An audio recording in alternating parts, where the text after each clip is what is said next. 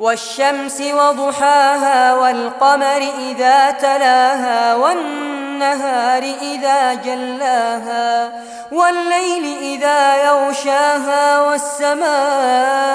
وما بناها والأرض وما طحاها ونفس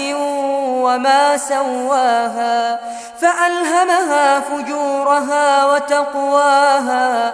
قد أفلح من زكاها وقد خاب من دساها كذبت ثمود بطغواها إذ انبعث أشقاها فقال لهم رسول الله ناقة الله وسقياها فكذبوه فعقروها فدمدم عليهم ربهم